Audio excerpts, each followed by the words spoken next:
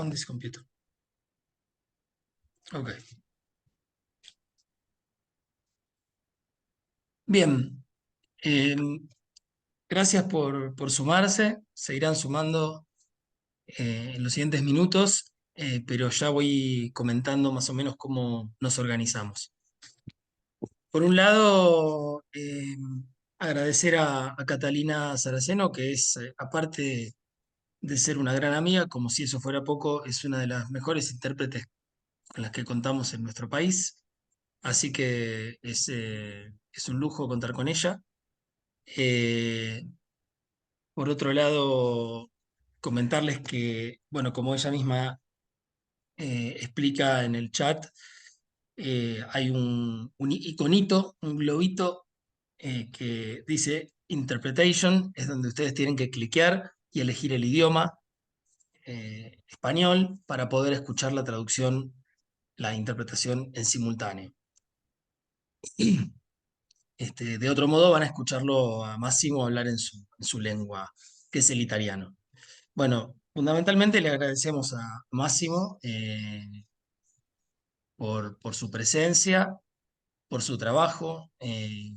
Comentar que hemos publicado su primer libro en español hace ya algunos años, que se llama La paradoja antropológica, y que hace un poco menos publicamos un libro de él, que es el libro que tal vez está más ligado a la charla de hoy, cuyo título es El revés de la libertad, o caso del neoliberalismo y malestar en la civilización.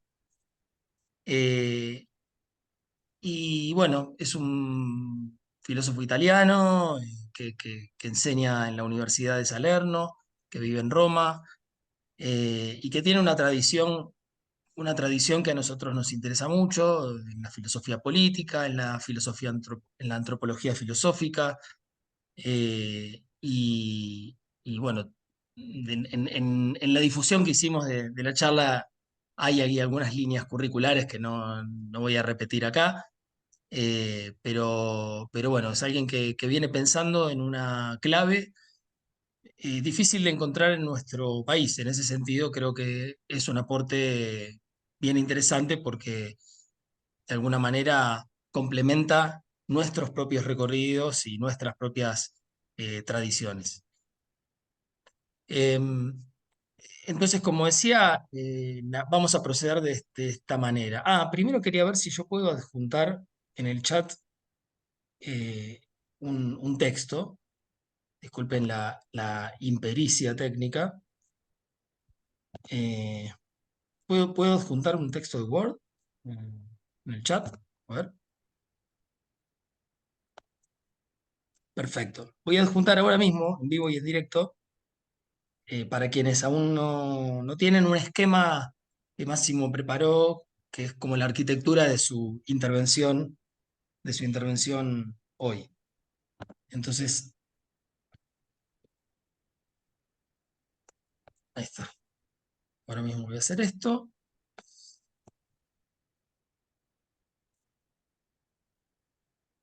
Em, Muy bien. Bueno, todavía, evidentemente, las neuronas más o menos funcionan porque encontrar algo en la computadora es un desafío importante. Acá está, el esquema traducido ya. Bueno, ahí está adjuntándose el esquema de lo que Máximo preparó para presentar hoy. Entonces lo que vamos a hacer es ya mismo pasar a escucharlo. Les decía que pueden ustedes entonces elegir el idioma en el iconito del globo terráqueo y, y que vamos a escuchar la charla de Máximo con la traducción de Catalina en simultáneo, y que una vez finalizado pueden hacer alguna pregunta, algún comentario, se abre una conversación, y que en ese caso yo voy a hacer el esfuerzo de traducirle a Máximo procurando no traicionar en demasía lo que ustedes planteen, y cuando él responda, volvemos a funcionar en la lógica de la traducción en simultáneo. ¿Tá? Así que ese es un poco el modo de funcionamiento. Después, bueno, quería, por supuesto, quería agradecer al IDEP.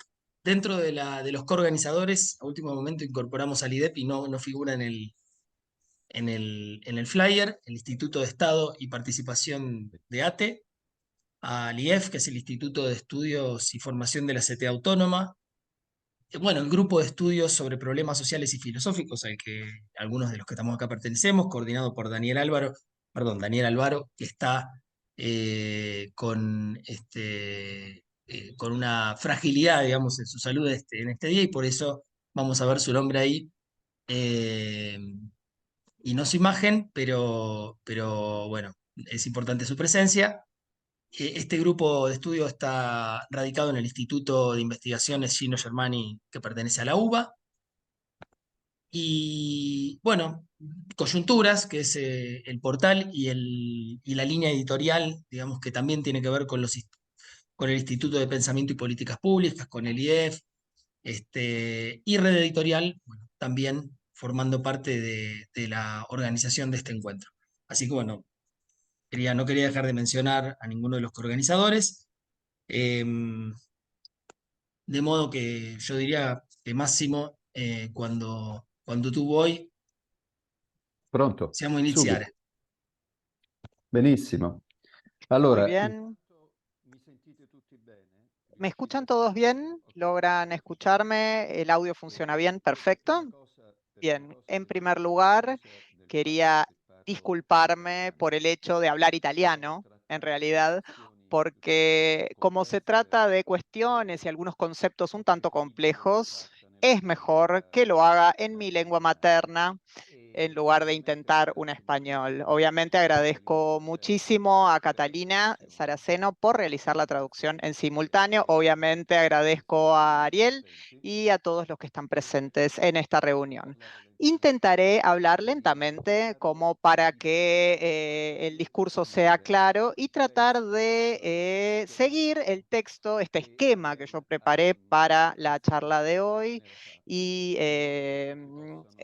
que fue compartido en el chat. Esto es para que todos ustedes puedan seguir la traducción también por escrito, además de los conceptos orales que serán transmitidos por la intérprete.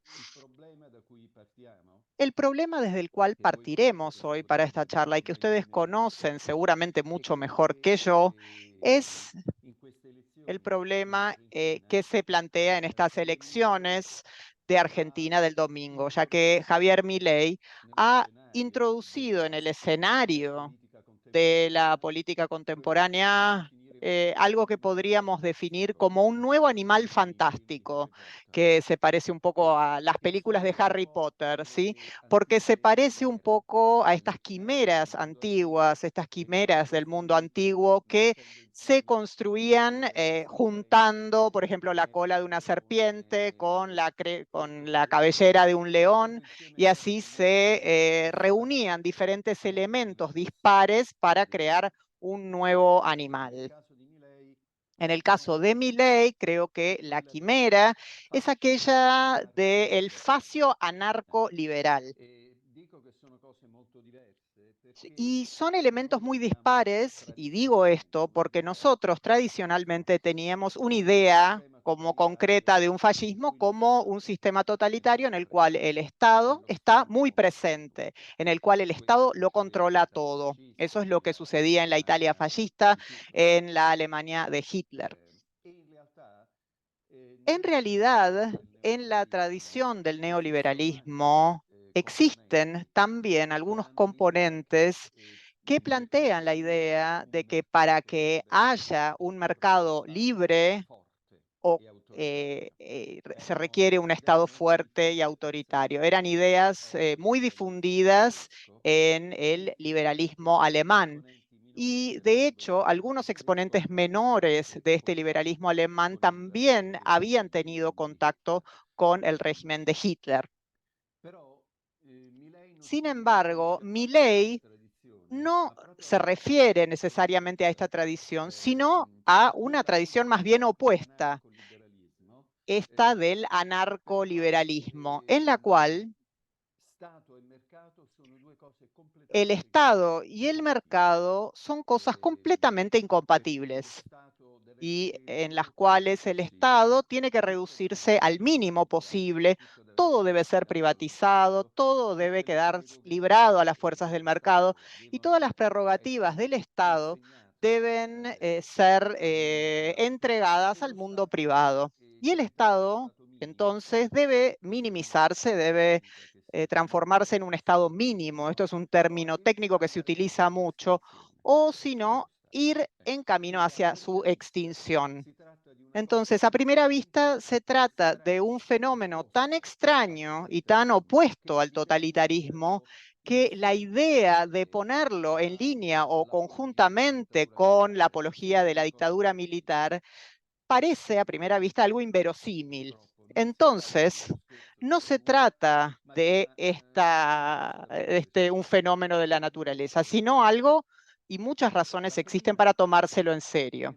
En primer lugar, es que la inclinación autoritaria, este concepto, digamos, esta alineación con la dictadura, es algo que en el neoliberalismo siempre ha estado desde el primer momento, incluso en el neoliberalismo donde existían estas tendencias libertarias. Probablemente ustedes sepan que Friedrich Hayek y Milton Friedman, en un modo más o menos directo, han apoyado el golpe de Estado en Chile, el golpe de Estado de Pinochet en 1973. Y en aquella ocasión, Hayek, en una entrevista, hablaba de que prefería una dictadura liberal a una democracia antiliberal. Eso decía en una entrevista. Entonces, esta idea de la dictadura liberal, como pueden ver, ya creaba el embrión de lo que se transformaría en la quimera que vemos hoy en Milei. En estas últimas décadas, este embrión ha tenido varias manifestaciones y etapas de desarrollo. No solamente se trata del caso de Milei. Existen situaciones como, por ejemplo, una unión entre el anarcoliberalismo y el fascismo, que ya se ve en personajes como Trump o como Bolsonaro. Y en cierta medida, yendo más atrás en el tiempo, también en el fenómeno de Berlusconi en Italia. De cualquier forma, todos estos ejemplos parecerían mostrar como un nuevo panorama político, que es la de un fascismo sin Estado, un fascismo antiestatal en el que todo está privatizado, la salud, la educación, pero también que existen características estructurales, por ejemplo, la emisión de la moneda también, o incluso que pregonan la violencia represiva. El aspecto más preocupante es que en todos estos casos, la paradójica propuesta de una libertad sin derechos, porque la libertad en este caso empieza a transformarse en una negación de todos los derechos. Entonces esta idea tan absurda fue, sin embargo, acogida con entusiasmo muy fuerte, un entusiasmo casi fanático por gran parte de los estratos populares, especialmente los jóvenes. Y ustedes lo saben mejor que yo. Creo que esto ha sucedido con Milei, seguramente ha sucedido con Trump en su momento. Y también, obviamente no ha sucedido en todos estos, porque no ha sucedido tanto con Trump. Es decir, en ese caso no eran los últimos en la clase social, pero los penúltimos. Este es un punto importante sobre el cual volveremos. Los estratos que han abrazado estos conceptos. Por ejemplo, en el caso de Trump eran los pobres blancos. ese estrato medio empobrecido. Entonces, en Estados Unidos serían los penúltimos.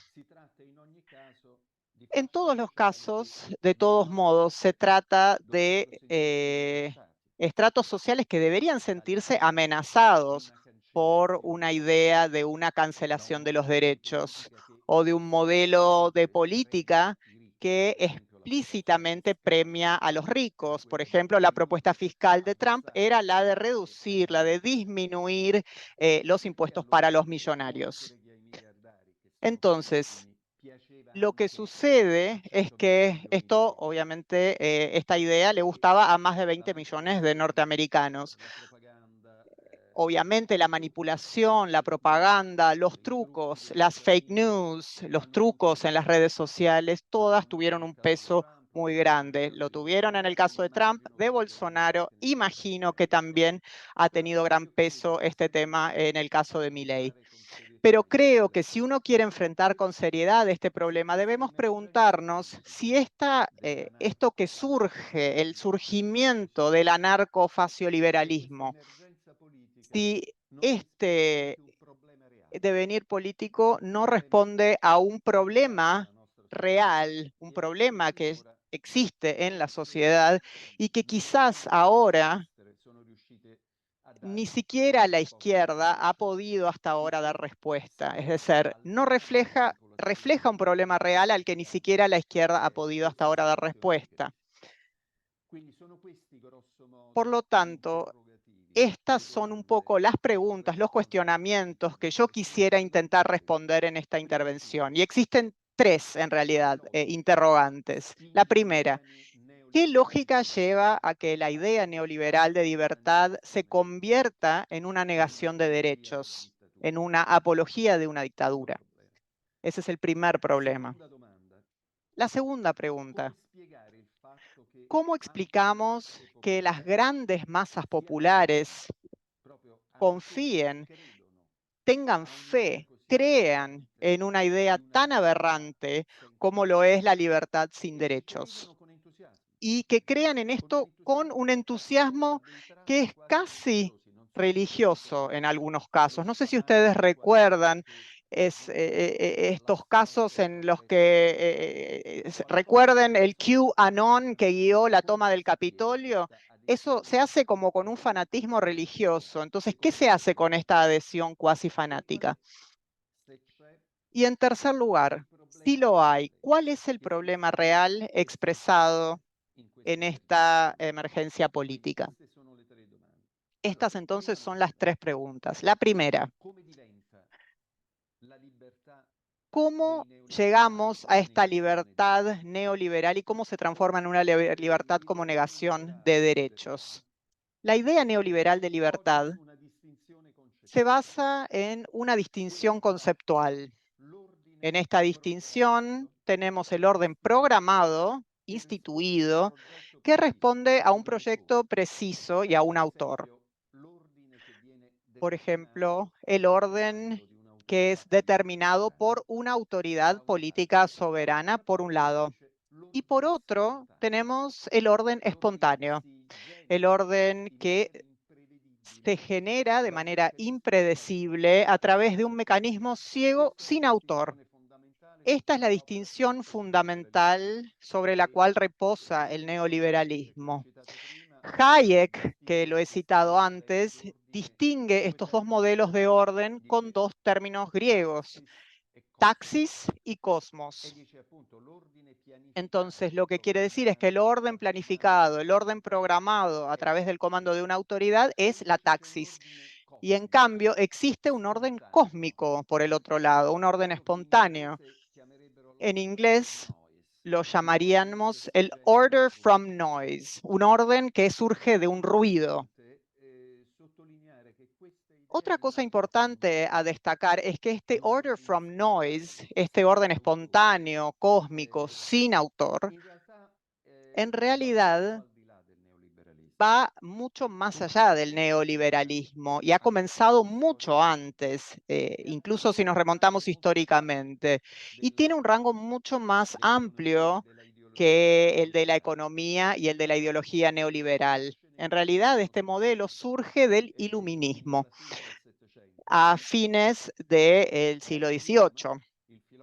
Hume, el filósofo, es el primero en insistir que el hecho de la interacción entre los seres humanos no se basa ni en contratos. Esta era la época en que se hablaba mucho del contrato social. Hume dice, antes del contrato y antes de las normas, existía una dinámica que él llama las convenciones, la convención.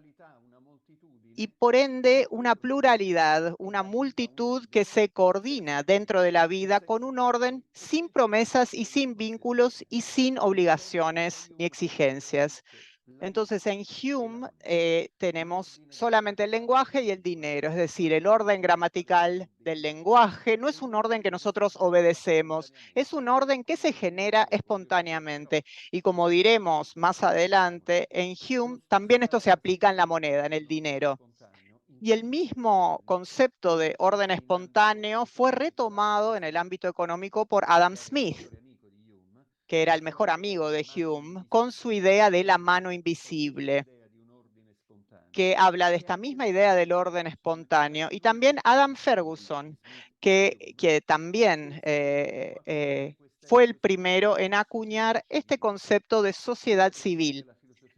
Eso que luego en la filosofía alemana de Hegel y de Marx se transformaría en el correlato dialéctico del Estado. La sociedad civil, entonces, es una forma de socialidad que es diferente del Estado. ¿Por qué entonces surge de un orden espontáneo? Luego está el origen de este concepto. Piensen en el darwinismo, por ejemplo, en biología. Se habla de un orden espontáneo, de un orden sin criaturas, sin autores. Esto es un concepto que tiene un rango muchísimo más amplio también que el neoliberalismo. El darwinismo se basa sobre la idea de que los ecosistemas, el orden natural, la evolución de las especies, son fruto de mutaciones aleatorias y son algo que constituyen un orden que se autogenera. No hay un autor, no hay un diseño inteligente detrás, no hay un creador. Pero al mismo tiempo existe un orden, pero que es autogenerado, es decir, generado espontáneamente. En las épocas más recientes, más contemporáneas, todos estos modelos biológicos del order from noise han tenido gran difusión en la teoría de los sistemas complejos. La cibernética, los ecosistemas, la autopoiesis, y probablemente el término sistema autopoyético es un término que ustedes conozcan porque fue desarrollado por un biólogo latinoamericano, Francisco Varela. Y todo esto hasta llegar a la ideología californiana, ¿sí? La que fue difundida en Silicon Valley. Toda ella construida en torno a la idea de generar a través de las leyes informáticas un orden espontáneo. Un modelo que en este caso había sido muy influenciado por el anarcoliberalismo al que se refiere Milley. Por lo tanto, dentro de este contexto general, esta idea del orden espontáneo es como una idea rectora de toda la modernidad, porque es un concepto muy polémico. Un orden sin autor o sin autoridad justamente es esto, se transforma en un orden sin autoridad. Todos estos modelos primero se dirigían contra la autoridad religiosa. Una autoridad religiosa no sirve para fijar los valores, entonces dejemos que las costumbres y las morales se desarrollen espontáneamente. Y luego se rebelaba contra la autoridad política, sobre todo en el periodo del totalitarismo. Este es el periodo en el cual se desarrolla el modelo neoliberal. Simplemente sucede que los neoliberales dan esta idea de un orden espontáneo, pero le dan una declinación muy particular, porque presentan a los mercados como un prototipo de orden espontáneo, un orden que se autorregula. Ya no se trata del lenguaje, de las costumbres, sino del mercado, porque en su concepción que retoma algunas ideas que ya eran bastante mainstream en el ambiente económico, tienen estas concepciones que indican que en el mercado se genera una convergencia ciega de elecciones que está afianzada en una competencia darwiniana entre aquellos que ejercen la demanda y aquellos que ejercen la oferta, con el resultado de que el mercado termina siendo la autoridad central en el sentido en que genera una distribución óptima de los recursos. Por eso, claramente, una vez que el mercado es elevado al nivel del paradigma del orden espontáneo, se espera o se pretende que sea el mercado el que coordine las preferencias y los deseos y, por lo tanto, que también distribuya los recursos, cualesquiera que sean. Solamente el mercado lo puede hacer de manera realmente justa o fair, como es el concepto en inglés. No importa cuáles sean estos recursos. El problema, entonces, es que el mercado, a diferencia de los otros ejemplos que daba Hume, a diferencia del lenguaje y a diferencia de las costumbres, el mercado funciona a través del código del dinero. Y el dinero está distribuido de modo desigual. Existe el que lo tiene y existe el que no lo tiene. De este modo, entonces, con la distribución de los recursos y dejándose esta distribución a los mercados, el acceso a los recursos deja de ser válido como derecho y se convierte en un privilegio reservado a quienes tienen el dinero para pagarlo. Además, como han indicado y han descubierto los economistas desde hace ya casi un siglo, la dinámica del dinero, la que Marx hubiera llamado la dinámica de la acumulación del capital, tiende a la concentración, tiende a concentrarse siempre en menos manos, siempre en pocas y en cada vez menos manos. Cuanto más dinero uno tiene, más chances tiene uno de ganar aún más dinero, lo que los sociólogos y economistas llaman el efecto de San Mateo, es decir, que los ricos siempre se transforman, se hacen más ricos y son cada vez menos. Entonces, para llegar a esta paradoja en la cual, por ejemplo, en el movimiento del Occupy Wall Street, el 1% de los ricos se enfrentan a 99% de las personas que quedan excluidas del acceso a los recursos. Desde el punto de vista neoliberal, este aspecto selectivo, y selectivo significa la distinción, la selección y la separación entre ganador y perdedor, winner y loser. Muchos que pierden, pocos que ganan. Esto creo que es realmente el nudo de la ideología neoliberal.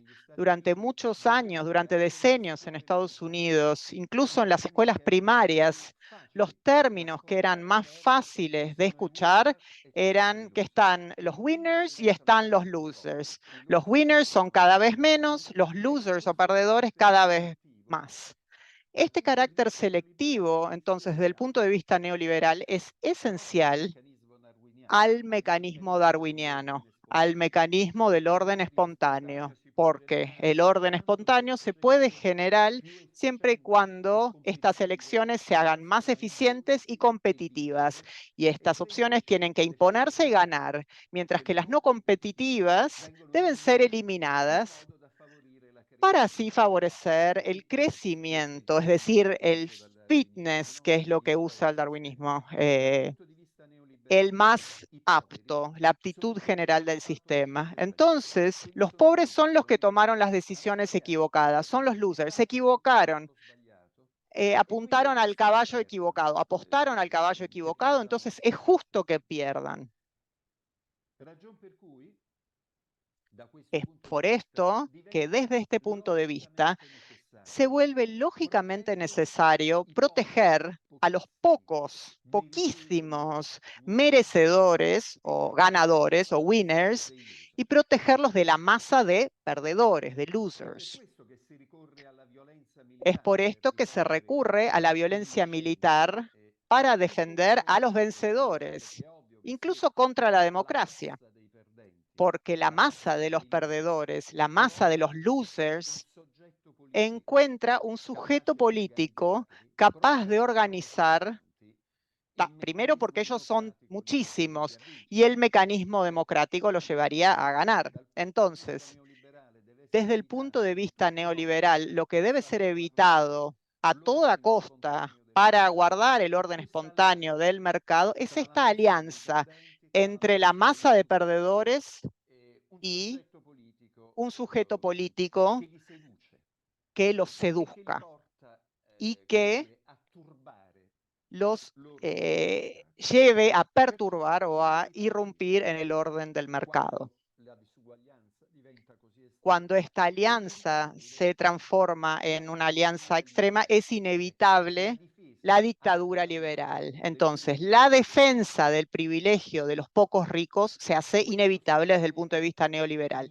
Esto, en mi opinión, es un poco la lógica que responde a la primera pregunta que planteé al inicio de mi intervención. Recuerden que la primera pregunta era: ¿cuál es la lógica que transforma la libertad del neoliberalismo en una negación de derechos? Pasemos entonces a la segunda pregunta. ¿Por qué este modelo ha tenido tanto éxito? Un paradigma como el que acabo de describir nos lleva hacia una crítica muy radical de la autoridad política, porque la autoridad política es presentada como una casta, la casta. Cuando la autoridad política pretende utilizar al pueblo y a las masas de los estratos populares desde el punto de vista neoliberal, en realidad lo que hace es fingir que representa al pueblo, pero en realidad representa solamente los intereses propios y los de su séquito, los de los fieles, los de sus electores. Es un poco como si estuviera comprando el consenso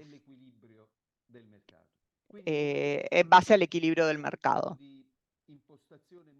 Por eso se trata de una situación que se da mucho en el populismo. Hay una gran crítica en el populismo que se dirige contra la casta, con estos que detentan el poder. Pero en mi opinión hay como un salto cualitativo aquí, porque la crítica se dirige contra el llamamiento al pueblo como tal. Se trata como si fuese un populismo al cuadrado, es decir, o un populismo a la inversa, porque es la masa contra el pueblo. Algo que los neoliberales repiten una y otra vez, y hay una frase famosa de Margaret Thatcher que retoma este tipo de concepto, y es que no existe la voluntad del pueblo, no existe la voluntad popular. No existe un sujeto colectivo homogéneo que nosotros podemos llamar pueblo, que expresa una voluntad unitaria, sino que existe solamente la voluntad de los individuos singulares. Entonces, el pueblo es una ficción, es una puesta en escena. La construcción social del concepto de pueblo es algo que se remonta a cuando Hobbes escribió el Leviatán, que dice: en el origen había solamente una multitud y se necesita construir un pueblo para tener un orden político.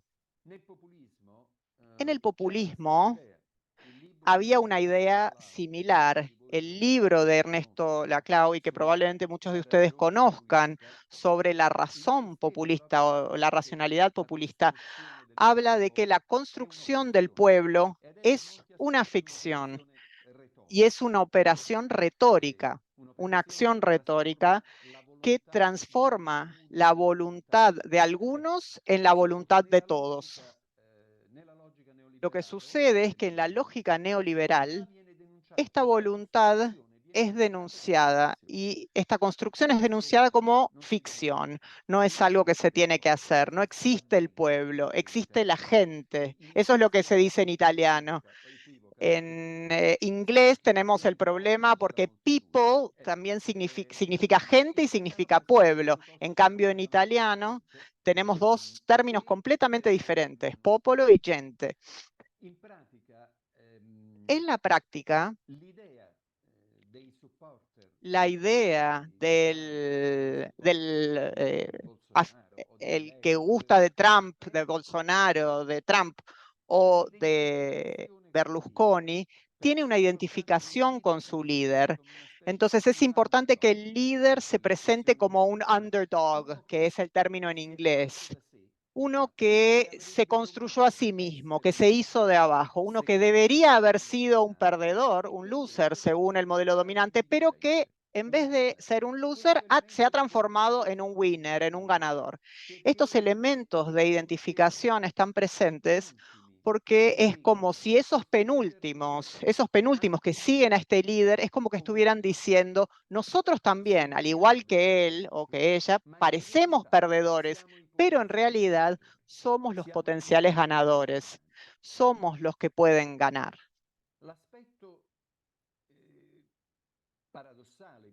El aspecto más paradójico de esta identificación es que esta masa no popular, digamos, esta masa que no es pueblo, se unifica y se unifica precisamente como seguidora.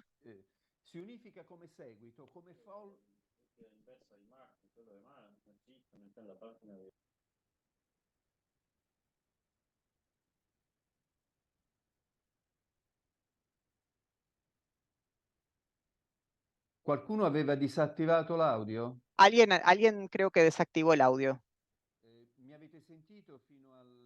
Sí. ¿Me escucharon hasta donde se interrumpió? Sí. Ok, ¿ahora estamos de vuelta? Sí, sí, sí, Ah, ok, perfecto. ok. Bárbaro.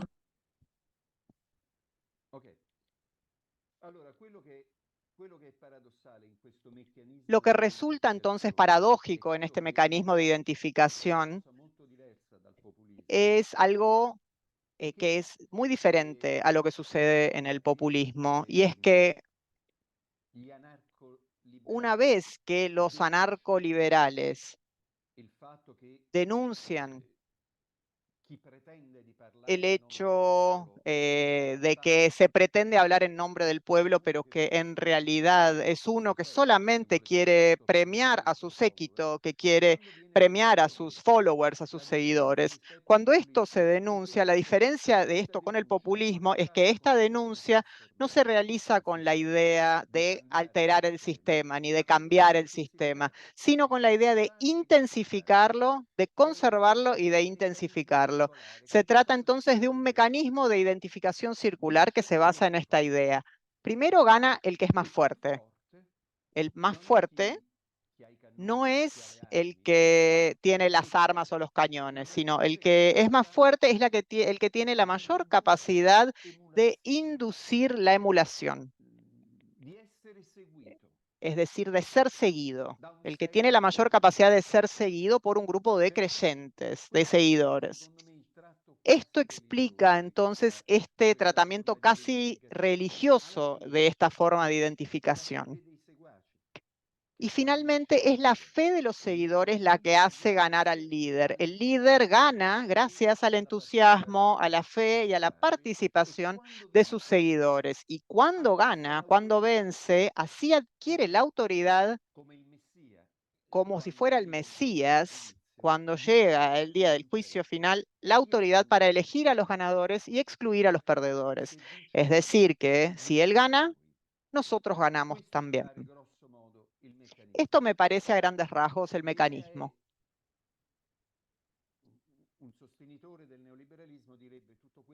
Alguien que defiende el neoliberalismo podría preguntarse si esto tiene que ver con el poder o con los mercados. La gran ilusión de los neoliberales es que el poder y la moneda o el dinero pueden ser separados. En realidad, un mercado sin poder nunca ha existido y no puede existir. No puede existir un mercado sin poder, porque esto está construido sobre la ilusión y sobre el mito de la utilidad. Es decir, que el mercado gana o recompensa al final al que realiza las propuestas más útiles, aquel producto que es elegido y que es preferido por la sociedad. Esto en realidad nunca se ha visto, nunca ha sucedido.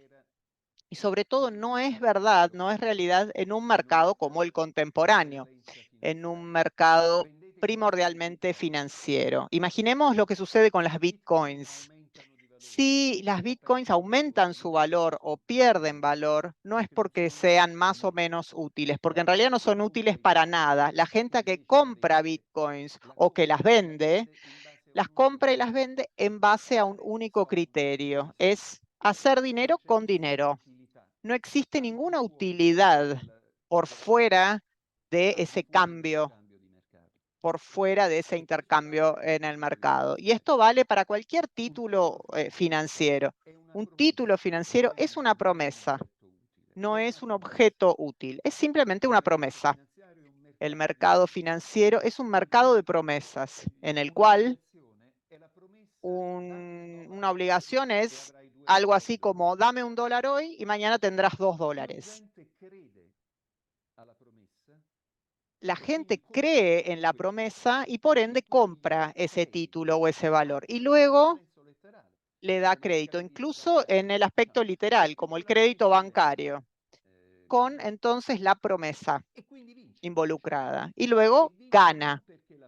Y gana no porque sea lo más útil, sino que gana le gana a sus competidores, o sea, en detrimento de los competidores y del sistema en su conjunto. Todo esto sucede en un mercado, primordialmente financiero. Recuerden el ejemplo de Hume, el orden espontáneo por excelencia son el lenguaje y la moneda. Ya la moneda es una promesa. Una moneda es como un título financiero. En Estados Unidos se le dice I owe you. Yo te debo, ¿sí? Significa te prometo que te pagaré. Este carácter de promesa, esta naturaleza de promesa, quedaba enmascarado por el modelo del gold standard, porque la promesa era, si le das este billete al Banco Central, el Banco Central te da el equivalente en oro. Esto nunca fue verdad, no era verdad, nunca fue verdad en los momentos de crisis. Y en 1971 era explícitamente cuando la decisión de Estados Unidos era suspendamos temporariamente la paridad. Entonces, temporariamente se transformó en algo definitivo. Desde ese entonces, el dólar y todas las monedas se transformaron en dinero fiduciario, en fiat money. Era simplemente una promesa. El billete se transformó en promesa. Una promesa de que yo te cambiaré este billete por otro billete igual. Una promesa que se construya sobre sí misma, se construye sobre la base de que la gente crea en esa promesa. Y esta capacidad de creer por parte de la gente no tiene que ver con una mayor o menor sostenibilidad de la moneda. Depende de quién es más fuerte. Y esto se ve de manera muy clara en el caso del dólar. El dólar es una moneda, el dólar estadounidense, es una moneda que ha sido reforzada enormemente en los últimos años y tiene la capacidad de guiar el crecimiento de la tasa de intereses, que son las causas de la inflación que se ha generado a nivel mundial y que en Argentina ha tomado un vuelo particularmente alto. Uno puede creer que este refuerzo del dólar tiene que ver con que es una moneda estable. Esto no es verdad. En Estados Unidos tienen una deuda pública de 32.000 millones de dólares, que ha aumentado muchísimo. Si ustedes piensan, en el año 2008 la deuda era solamente 10.000 millones. Y entonces se ha triplicado en el transcurso de la crisis. Es por eso que la demanda de dólares, el pedido, la demanda de dólares, ha ido aumentando día a día. Y este aumento se dio porque la seguridad que genera el dólar está ligada a la potencia militar de Estados Unidos.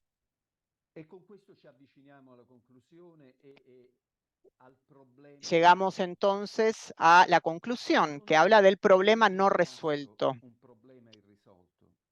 Un problema no resuelto, o lo que ha quedado sin resolver en la historia de la cultura moderna, es el hecho de que los procesos espontáneos, los procesos sociales espontáneos, aquello que Hume llamaba las convenciones, son procesos que estructuralmente son ambivalentes. Esto es lo que los neoliberales nunca comprendieron. Los neoliberales describen estos procesos y también los gerentes del Silicon Valley. Este order from noise se presenta como un proceso espontáneo, lineal, y que todos en realidad participan de este orden, cuando en realidad estos procesos espontáneos siempre fueron ambivalentes, porque por un lado son efectivamente fruto de una convergencia espontánea de la multitud, pero por otro lado, la innovación, las modificaciones, la evolución en general, no se propagan de manera lineal, sino que son intrínsecamente ambivalentes y dependen del nivel de autoridad de los diferentes sujetos. El hecho de que uno tenga una capacidad mayor o menor de obtener o de lograr que los otros lo tomen como ejemplo. Y esto se aplica a todos los procesos espontáneos, hasta en los primeros teóricos del neoliberalismo. En Hume esto está muy específicamente mencionado. El caso del lenguaje. Es verdad que la lengua cambia, evoluciona, porque la gente comienza a utilizar palabras de una manera diferente de lo que lo hacía anteriormente. Es verdad que esto, en cierta forma, es un proceso ciego que se genera de esta manera, pero está claro que hay una gran diferencia en la capacidad de controlar este proceso. Si yo tengo, no sé, 400 millones de seguidores, que si mi innovación lingüística aparece en los diarios, en el cine, en los mecanismos estructurales. Es decir, la formación de las lenguas nacionales nunca fueron simplemente la convergencia espontánea o casual, sino que siempre fue algo sobre los cuales han tenido enorme poder y enorme peso las instituciones más potentes, más poderosas, aquellas que tienen la capacidad de inducir emulación. Siempre ha sido y siempre ha existido esta suerte de doble momento, porque por un lado está la estructura y la autoridad, y por otro lado la antiestructura y el proceso espontáneo. En el orden institucional moderno, este tipo de cosas se veía a través de una serie de mecanismos institucionales muy complejos. El Estado, que estaba ligado al pueblo, las elecciones, etc. Entonces el pueblo era una entidad social homogénea y relativamente compacta. Si un gobierno lograba mantener la autoridad, o si iba en contra de la voluntad del pueblo. En el plano económico existía el mercado, pero también existía la sociedad civil, que entonces utilizaba esto, y no es que no utilizaba el dinero para aumentar su capital, sino que lo utilizaba en el contexto de la praxis y la producción. El problema es que, si bien existía este equilibrio, estaban unidas las dos facciones de la libertad. Entonces, la autodeterminación colectiva de los pueblos y la libertad individual. Si ustedes leen la literatura del siglo XVIII y XIX, todos los autores dan por descontado que no puede existir una autodeterminación de los pueblos sin libertad individual, y que no puede existir libertad individual sin autodeterminación popular. Sin embargo, cuando los pueblos y la sociedad civil se consumen dentro de la masa anónima, acéfala y en una multitud genérica, estos dos lados de la libertad comienzan a separarse. Y el contraste entre socialismo y liberalismo a partir del inicio del siglo XX tienen, por un lado, el deseo de una autodeterminación colectiva y, por el otro, el deseo de la libertad individual. El neoliberalismo ha exacerbado esta distinción, haciendo jugar la libertad individual contra la autodeterminación colectiva. Y esta operación tuvo como resultado el hecho de que se han cancelado una a otra. Es decir, que se ha perdido la libertad y la autodeterminación del pueblo, así como las libertades individuales. Es decir, han terminado ambas borradas. Por eso, este es un problema real, este es un problema ligado a una transformación real de la sociedad y de la población. Y con respecto a este problema no le hemos podido dar una solución. Creo que se tiene que responder a esto en dos niveles. En el corto plazo, de manera inmediata, para responder a esta emergencia, se debe, en cierta forma, volver a juntar la libertad individual y la autodeterminación colectiva. Es decir, se deben aunar las necesidades de ambas cosas y se debe lograr movilizar esta última, además de recuperar a los penúltimos. El motivo por el cual Trump ganó esas elecciones contra Hillary Clinton y ha perdido la segunda contra Biden es que Biden logró no solamente en cierta forma a recuperar una parte, la parte más racional de la clase media, sino que Biden logró una movilización de los negros, de los hispanos y de los estratos de la población a los que Hillary Clinton no logró movilizar. Yo creo que en las elecciones del domingo que viene en Argentina el punto decisivo es este.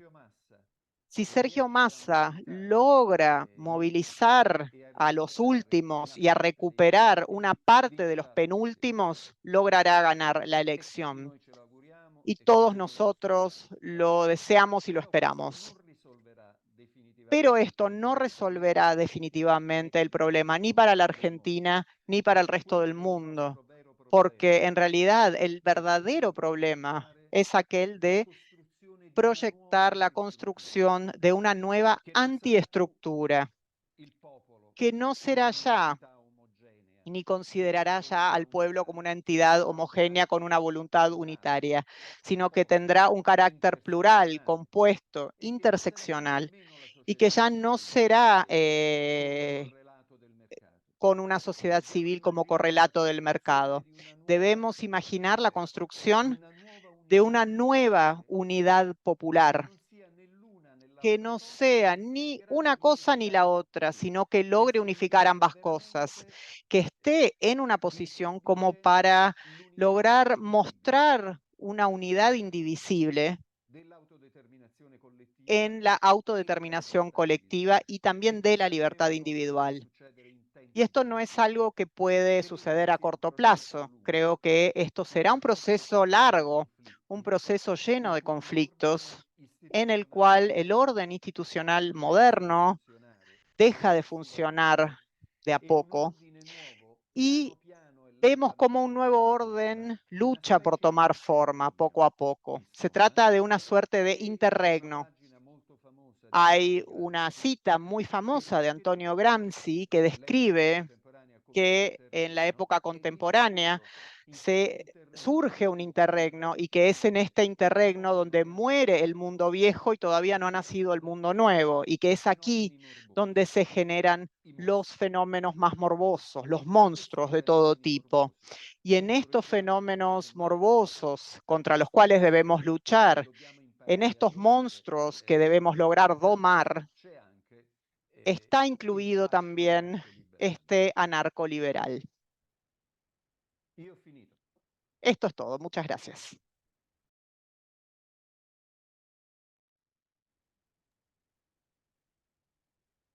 Bueno, gracias Máximo.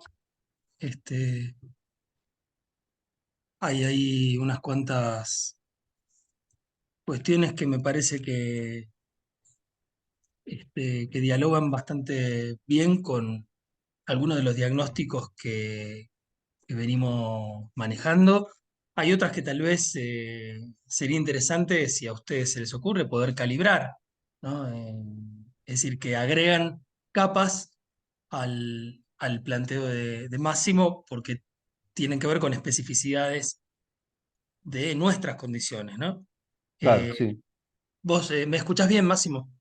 Sì, sì. Mi capisci? Finora sì. Bien. En ese sentido, eh, hay una primera diferencia que creo que para todos y para todas puede ser bastante identificable respecto de el uso del término populismo en Europa y el uso de ese mismo término en América Latina, ¿no? Es decir, para alguien que está pensando desde Europa, el término populismo está inevitablemente asociado a una cultura que tiene que ver con la derecha, en este caso, como dice Máximo, con el neoliberalismo, eh, y un populismo paradojal porque, como él mismo dice, bueno, es un populismo que se autodestruye en la raíz de la noción de pueblo. Eh, Creo que Margaret Thatcher iba incluso más lejos, ¿no? Y decía, no existe la sociedad, Esatto. sino solo los individuos y las familias. Pero al mismo tiempo, en el caso nuestro, lo que observamos es que esa noción de populismo ha sido como en un pase de manos eh, eh, retomada por las derechas. Es decir, que en el caso latinoamericanos han sido algunos gobiernos que tienen cierta raigambre popular, para algunos serán gobiernos reformistas, para otros serán gobiernos con mayor o con menor capacidad transformadora, pero que indudablemente sí tienen que ver o tuvieron que ver en los últimos al menos 25 o 30 años con las capas populares, con los sectores populares. Entonces se nos presenta también un problema ahí, porque en este momento el candidato en cuestión, digamos, mencionado, que yo no menciono por una cuestión de cábala, eh, utiliza también ese término, ¿no? Ese término de populismo para referirse a, este, básicamente a nuestra mayor tradición política, que es el peronismo, bajo una idea muy simplista, ¿no? Que al mismo tiempo tiene que ver con una ofensa histórica en la Argentina, que es aquella dirigida contra los sectores populares eh, como un populacho irracional, que carente de preparación, que carente de una razón suficiente, corre detrás del demagogo de turno, digamos, ¿no? Y en esa acusación, que es una acusación muy pobre en términos argumentativos, muy reiterada en medios de comunicación,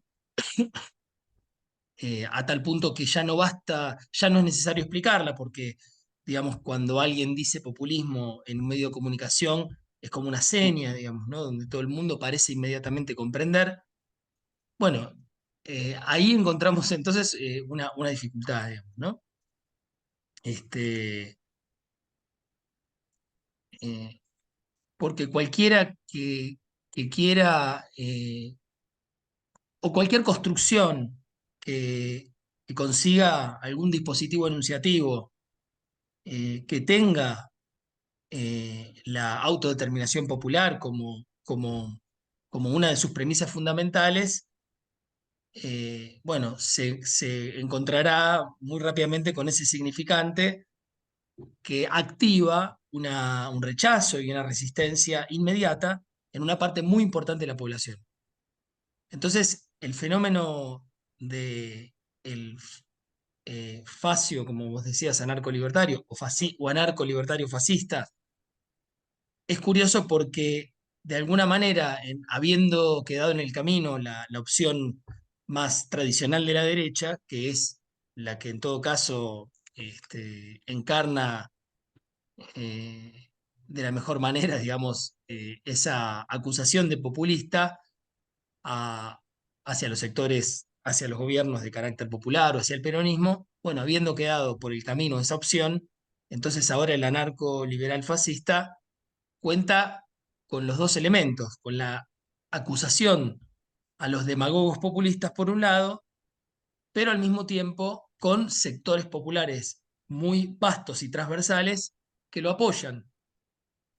Eh, y en en esa composición tan particular es que se apoya o que se afirma la posibilidad de una victoria el próximo domingo.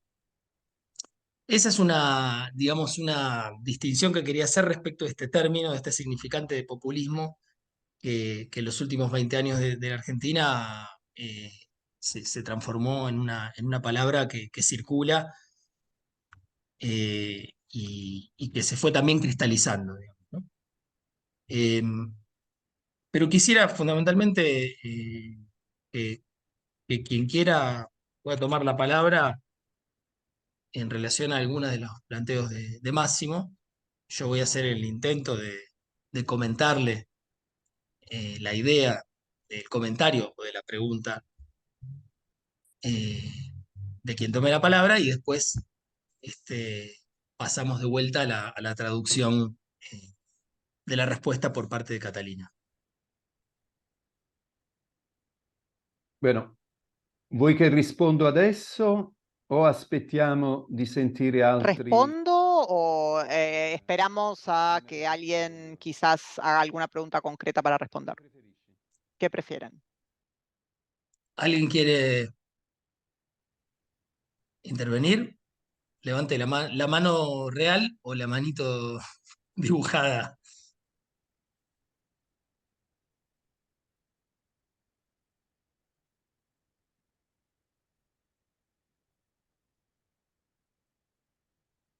Bueno, yo diría che Massimo, se vuoi, puoi rispondere. Rispondere, ok.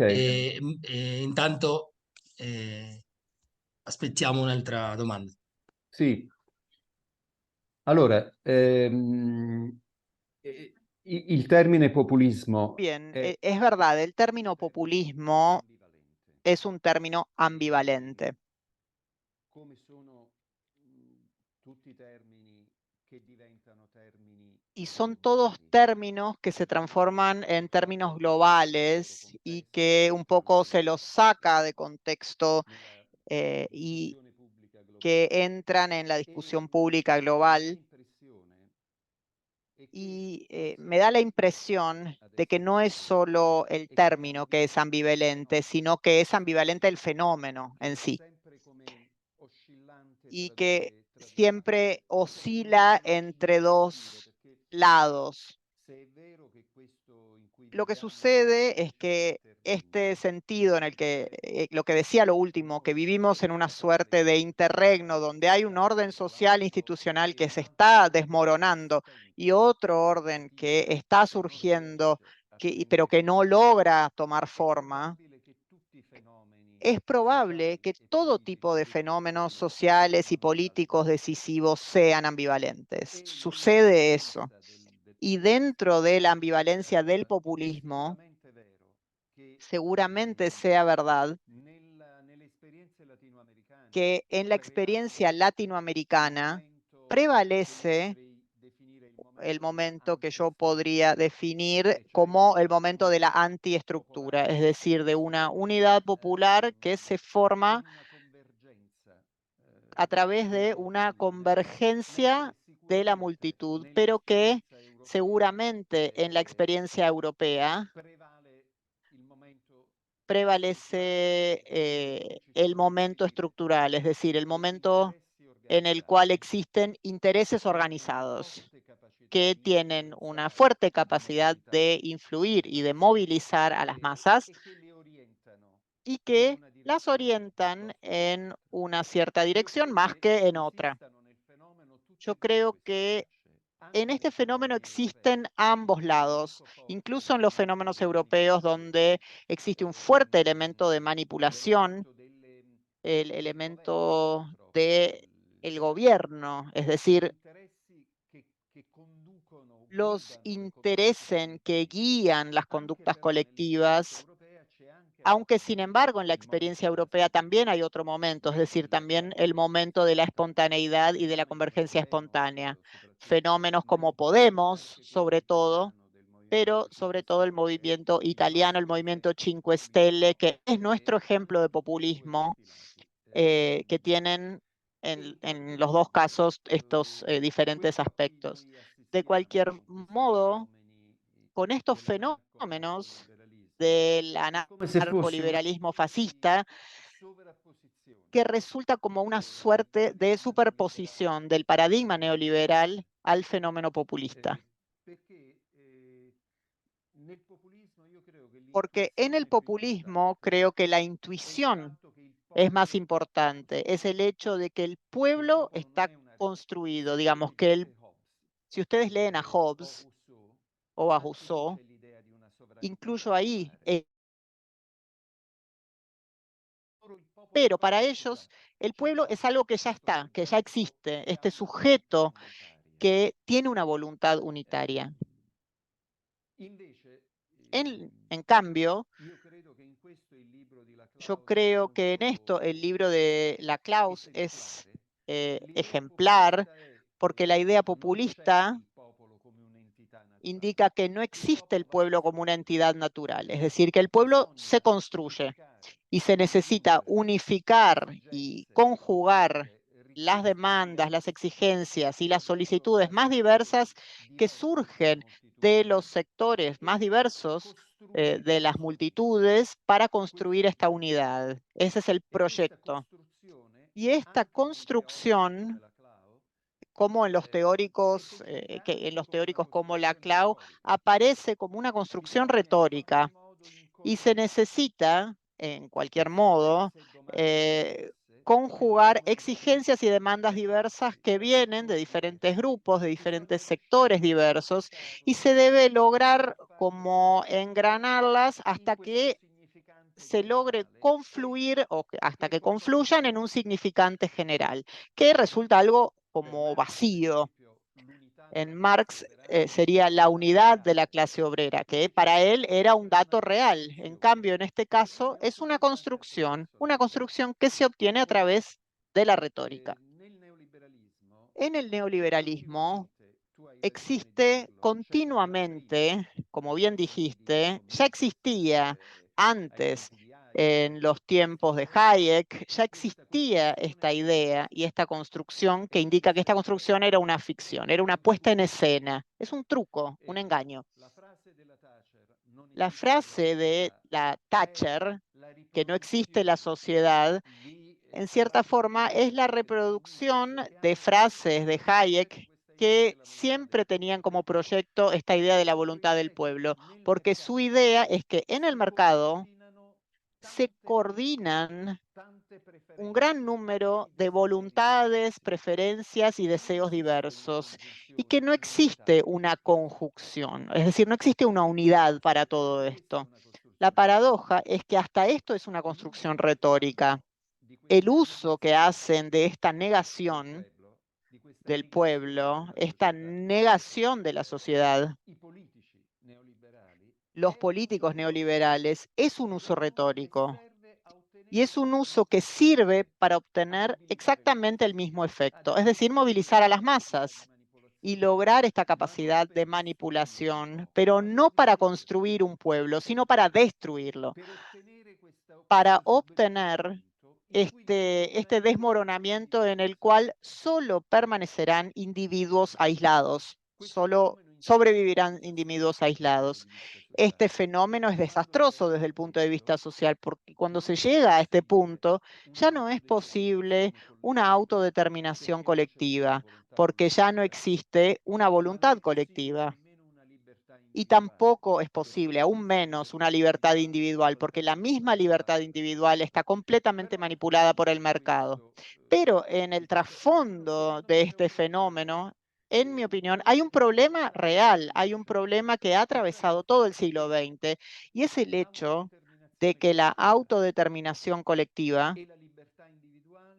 y la libertad individual siempre han estado cada vez más en conflicto entre ellos, entre estos dos conceptos. Y los neoliberales contribuyeron a este proceso, pero no lo crearon. Este fenómeno comenzó antes, porque es un fenómeno que siempre, sistemáticamente, puede ser con indicaciones socialistas del bien común y de la autodeterminación colectiva, de la autodeterminación del pueblo, momentos en que entraron en conflicto con los conceptos de libertad individual y que se transformaron en una amenaza o en un peligro. Entonces, en mi opinión, nosotros logramos responder a lo que sucede en esta época si logramos volver a juntar, a aunar estos dos conceptos y a mostrar que la autodeterminación colectiva y la libertad individual no son conceptos opuestos, sino que son necesariamente las dos caras de la misma moneda. Y esto no resulta fácil. Es una operación que hasta ahora no se ha logrado resolver. Como no se ha logrado resolver. Bien, bueno, ¿algún comentario, alguna intervención? Ay, Claudio Lozano. ¿Me escuchan?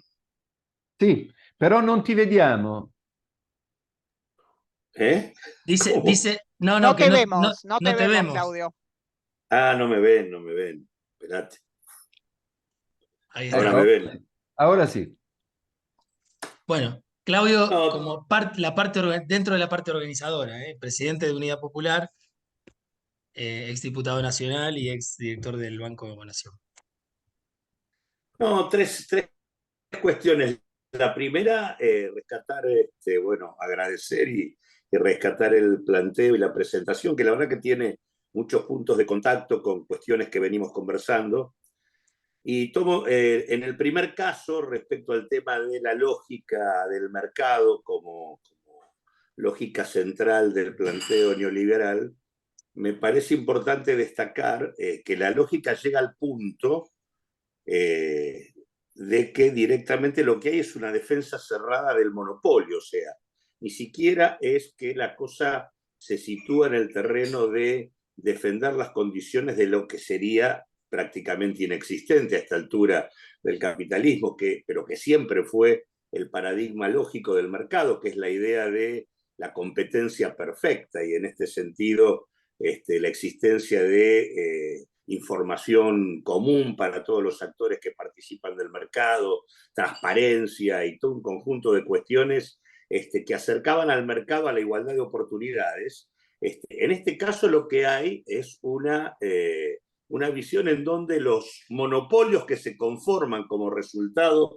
del proceso de acumulación, de la competencia capitalista y de la concentración natural, en realidad lo que son entendidos como héroes del sistema, en realidad. Esto me parece que es un primer punto importante para destacar de este tipo de formulaciones, ¿no? Non so se querés traducir. Hai capito o hai Sì, l'ho bisogno? capito. No, ho Mi capito sembra che è tutto. stato molto chiaro, sì. La segunda cuestión tiene que ver con situar el tema de Milei acá en relación a la cuestión de la casta, que me parece importante ubicarlo, que este cuestionamiento toma importancia y llega a tener una influencia en capas muy importantes de la sociedad, incluso en sectores populares importantes, discutiéndole la base electoral al propio peronismo, a partir de dos experiencias políticas en donde, por un lado, está el fracaso del gobierno de derecha de lo que fue la experiencia de Mauricio Macri, y luego el fracaso de una experiencia que aparecía como popular y progresista, que fue la experiencia del Frente de Todos. Este fracaso se traduce en el hecho de que el deterioro en las condiciones de vida de la mayor parte de la sociedad argentina se mantuvo y se profundizó durante estos últimos 8 años. Es este doble fracaso, por un lado, de una experiencia conservadora o de derecha más tradicional, y por otro lado, el fracaso de una experiencia presentada como popular, nacional y progresista, ese doble fracaso es el que hace que encarne o que pueda tener asidero, influencia y crecimiento incluso electoral y consenso, este cuestionamiento a la casta que de alguna manera se expresa en el planteo de Milei. Me parece que eso me parece importante situarlo. No es el resultado de cuestiones abstractas, las cuestiones muy concretas que hacen al deterioro en las condiciones de vida de la sociedad argentina luego de el fracaso de coaliciones políticas que se presentan con signos políticos distintos, lo que de alguna manera abre la puerta al cuestionamiento de la política en general y del sistema político en particular. Y la tercera cosa que tiene que ver con este tema de cuál es el problema de fondo, y que creo entender que lo que nos está planteando Máximo, no sé si es así, y esta es la pregunta, en realidad esta distancia creciente entre la idea de la autodeterminación colectiva y la libertad individual, que dice el bien es previa, en realidad pareciera ser el resultado del proceso que adoptó la lucha política y de la característica de la expresión de los socialismos reales. En ese marco, y luego de esto, queda como confrontada la discusión de la autodeterminación colectiva con la cuestión de la libertad individual. Pregunto, ¿es allí donde se plantea el problema de fondo? ¿Es eso lo que no ha podido resolver la izquierda para poder plantear una perspectiva diferente en este tiempo del mundo?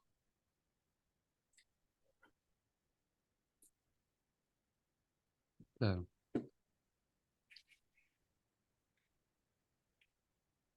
Ahí está, ¿eh? Sì, per Massimo, me se hai bisogno di qualsiasi, se hai qualche no, non domanda, mi, mi dici. credo di aver capito tutte Creo e haber tre. entendido los 3 puntos que fueron planteados. ¿Voy a responder ahora? ¿Respondo ahora? Sí, perfecto. Entonces, primero con respecto al monopolio, queda claro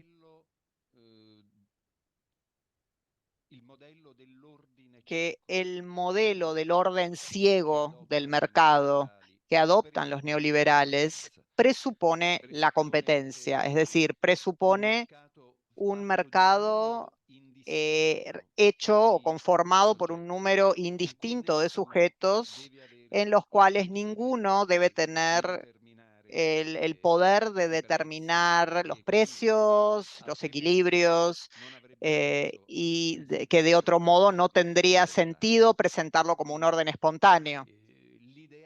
Entonces, el ideal del neoliberalismo siempre es, como bien dijiste, es siempre esta imagen abstracta de una competencia perfecta.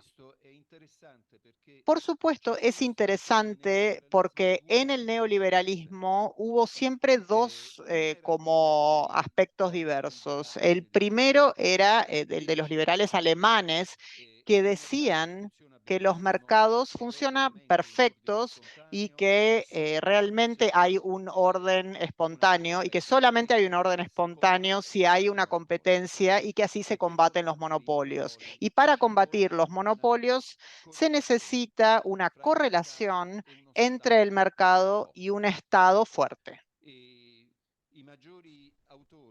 Los principales autores de este liberalismo ortodoxo alemán fueron los que inventaron el concepto del antitrust en Europa. Es decir, las instituciones legales que controlan los monopolios y que impiden el monopolio, que literalmente habían sido instituidas por Franz Bohm y Alexander Rustov, y que eran autores de este liberalismo. Y para muchos, en muchos aspectos, esta idea del ordoliberalismo con respecto a un mercado competitivo y la relación a este mercado de competencia y un Estado que no interviene directamente en el mercado, pero sí asegura las reglas, este modelo luego fue retomado por la izquierda, por el Labour Party, por la New Left, digamos, por la nueva izquierda, la de Tony Blair, la de Tony Giddens, digamos, y también incluso por Bill Clinton. Yo no sé si ustedes se acuerdan de esta cosa de la tercera vía o el tercer camino. No sé si recuerdan este concepto. En un momento Clinton o Blair decimos, nosotros somos socialdemócratas y debemos constituir un tercer camino, una tercera vía entre el comunismo y el capitalismo. Esta era una palabra de este ordoliberalismo. Este concepto de la tercera vía, del tercer camino, los inventaron los ordoliberales alemanes y que pregonaba la idea de que, digamos, la idea que luego retomó la Unión Europea, es decir, la economía social de mercado, este era el concepto. Y en esta economía social del mercado se establece que haya una fuerte intervención del Estado.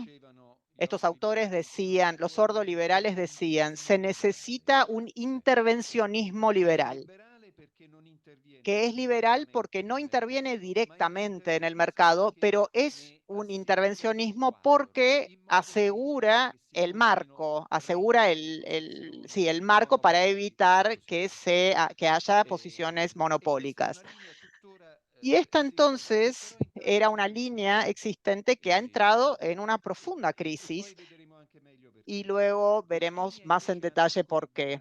En cambio, la línea anarcoliberal se basa sobre una idea completamente opuesta, que se ha transformado en una suerte de falsificación ideológica. Y en esta idea, y es una tesis explícita de hecho, que dice que en realidad no existe jamás un verdadero monopolio. Esa es su posición, porque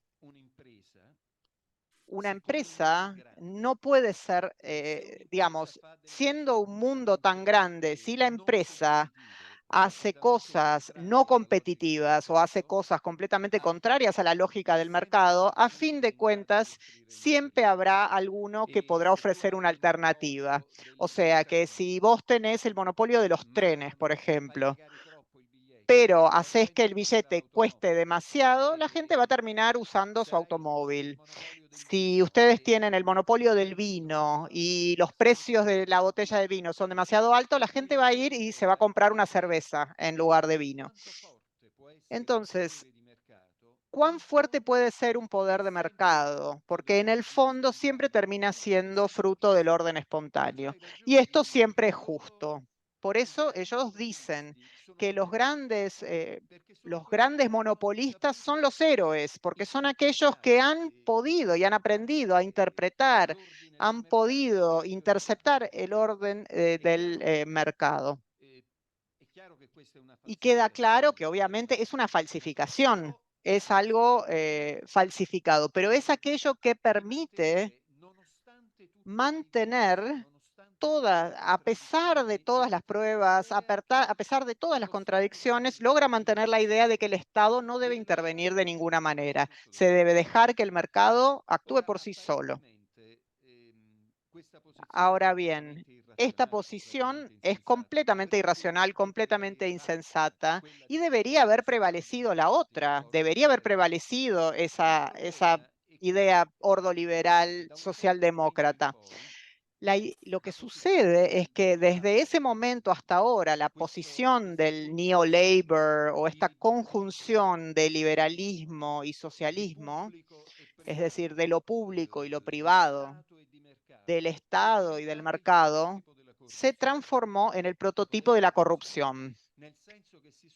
En el sentido en que se acumularon en todos los países europeos y sobre todo en Italia, pero también en Gran Bretaña, se han acumulado muchísimos escándalos, porque cuando existía esta cooperación entre lo público y lo privado, muy a menudo se descubría que en realidad los representantes del Estado, los representantes del poder público, eran pagados por los grandes capitales para favorecer a algunos, para favorecer a empresas que en realidad no lo merecían. Es decir, utilizaban el dinero un poco para aumentar su riqueza y otro poco para comprar el consenso popular. Esto es entonces lo que en Europa, por ejemplo, lo que generó el populismo versus la casta. En Italia, por ejemplo, hubo un enorme escándalo sobre la corrupción del Partido Socialista, que era en realidad el partido que hacía esta suerte de combinación entre lo público y lo privado. Y el éxito del populismo en el concepto europeo, es decir, todo este rencor contra la casta, el rencor contra la élite en el poder, nació en respuesta a este escándalo y a estas formas de corrupción que objetivamente existieron. Y entonces ahí es donde retomó fuerza esta idea narcoliberal que dijo, bueno, entonces dejémoselo todo al mercado, que el mercado lo haga todo por sí mismo. Porque en el fondo, la intervención del poder, de la política, en todas las formas posibles, siempre es algo malo, siempre es una fuente de corrupción, según estos conceptos. Esto más o menos es el escenario que observamos. Queda claro que en el fondo de este fenómeno existe una dificultad creciente de hacer convivir la libertad individual con la autodeterminación colectiva. En Italia un poco ya se han acostumbrado a la idea de que cuando intervienen las instituciones públicas, siempre es algo que es contrario a la libertad individual.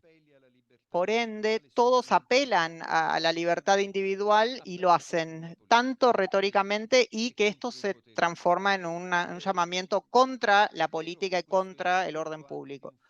Esto también es fruto de un fracaso político y obviamente del fracaso del socialismo real, etcétera.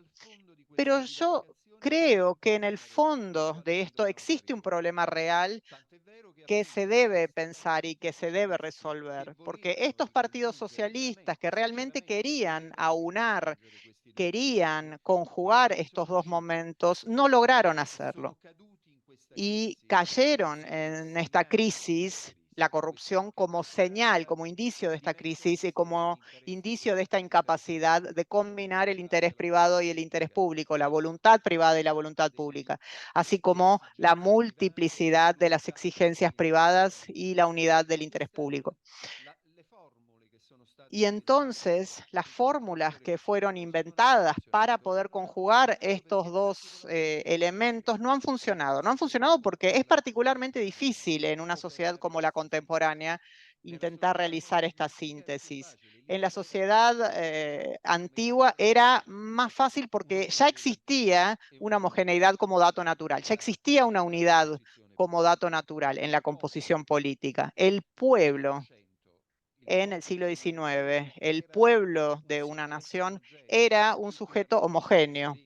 Todos hablaban el mismo idioma, todos tenían la misma tradición, la misma historia. Todos más o menos convalidaban las creencias, la religión, las costumbres. Este tipo de operación se ha transformado en algo mucho más complicado cuando la sociedad se transformó en una sociedad global y plural. Entonces, nuestro objetivo tiene que ser como volver a conjugar esto, pero a la altura de una sociedad plural y global. Eso es lo más difícil para mí.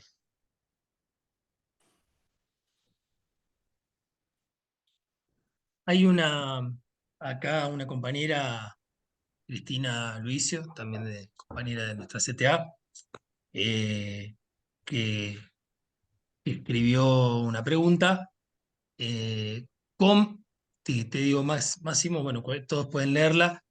Come risolvono i fascisti neoliberali la contraddizione tra individuo o soggetto e corporazione economica, soggetto collettivo, come un tipo di rapporto, voglio dire, diverso a quello di individuo versus volontà generale, volontà collettiva. Mi sembra che lei mette un altro problema, no? Il rapporto tra individuo e corporazione. Sì, ma secondo me in questo modello En mi liberal opinión, en este modelo liberal fascista, en primer lugar, el problema no está resuelto y no se está en posición de resolver el problema. Cuando llegan al poder los anarcoliberales fascistas, en realidad entra en crisis ya sea la autodeterminación colectiva y la libertad individual. Hay un libro muy famoso que se vendió mucho en su época de Milton Friedman que se llamaba Free to Choose, ¿sí? Libertad de elegir, donde Friedman decía que en la sociedad del mercado todos son libres de elegir. Eso no es verdad. No es verdad. Nunca hubo tan poca libertad de elegir como en las sociedades neoliberales del mundo contemporáneo. Sin embargo, la respuesta retórica que ellos dan es que tú serás libre si tienes dinero. O sea, serás libre si tenés dinero. Tomemos el ejemplo de Estados Unidos. La cuestión de la privatización del sistema de salud, ¿sí? Del Medicare. Resulta paradójico, que tantas personas se opongan a la existencia de un sistema público de salud en Estados Unidos. Antes del establecimiento de un sistema sanitario público, si uno estaba enfermo y no tenía dinero para pagar un médico, la ambulancia directamente no te llevaba al hospital. O sea, hay casos donde se ve, incluso está filmado, el paciente quiere subirse a la ambulancia, pero la ambulancia se entera que no tiene dinero ese paciente y lo dejan tirado en el piso literalmente a morir. ¿Cómo se explica el hecho de que tantos se opongan a un sistema público de salud? La idea de que si existe un sistema privado de salud, uno tiene la libertad de curarse y de elegir la cura que uno quiera si uno tiene dinero para pagarlo. Si existe un sistema privado de educación como las grandes universidades norteamericanas, Harvard, Yale, las grandes universidades del Ivy League, que son carísimas, que cuestan muchísimo dinero, uno tiene la libertad de elegir en qué universidad quiere estudiar, por ende tiene la libertad de determinar su propia vida si uno tiene el dinero para pagarlo. Y si no tienes el dinero, bueno, lo lamento por vos. Hay un caso famoso, creo que fue Mitt Romney, uno de los líderes del Partido Republicano, es decir, de la derecha de Estados Unidos, en un acuerdo con representantes del Partido Republicano, en el cual solicitaba la abolición del sistema médico, la eliminación del sistema médico, diciendo que ellos querían un sistema médico privado que funcione bien, en el cual nosotros podemos tener la seguridad y la libertad de hacernos los análisis que queremos pagando por ellos, y aquellos que no tienen dinero, bueno, que se mueran. Y él dijo esto y todos lo han aplaudido, lo aplaudieron, eran entusiasmados, se sentían entusiasmadísimos con esta propuesta. Esta era una reunión únicamente de los representantes del Partido Republicano, no era una reunión popular, por supuesto, pero este es el modelo, básicamente. La libertad es un privilegio, es el privilegio de aquel que tiene dinero. En realidad, es fácil demostrar que si uno adopta un concepto sano de libertad, obviamente en un modelo como este, la libertad no existe para nadie, pero creo que este es el modo en que ellos resuelven este tipo de cuestionamiento. Es decir, hacen de cuenta que resuelven un problema que de hecho no tiene solución en la actualidad. En el origen del neoliberalismo, en el año 30, entre una guerra mundial y la otra, los neoliberales realmente esperaban poder resolver los problemas, pero esta propuesta ha sido una propuesta fallida del punto de vista político. A mí me quedó pendiente una pregunta para Máximo, pero quería ver, primero, bueno, no quiero tampoco que nos extendamos mucho más. Para ellos es un poco más tarde que para nosotros, por lo menos 5 horas. Un poquito, Eh, sì. un poquito. Pero sí, bueno, si alguien quiere hacer alguna pregunta. Acá veo una pregunta, un comentario de Gustavo Laudo, compañero del IPIP y de Andanzas. Eh, Dice, bueno, muy buena intervención. Bueno, hace un elogio de la intervención. eh, y su consulta. Questo sguardo neoliberale che sembra così potente come una specie di nuovo senso comune può essere neutralizzato a partire di una nuova alleanza tra i settori della comunità che costituiscono questo popolo diverso e indebolito per le politiche neoliberali in una idea nuova di Stato come organizzazione capace di articolare la dinamica Della della governamentalità. governabilità. Tu leggi, se leggi Sì, capisci sì, sì, meglio. sì, sì. Lo pregunto E perché io in lavoro nuestro un po' di país, meno, sì.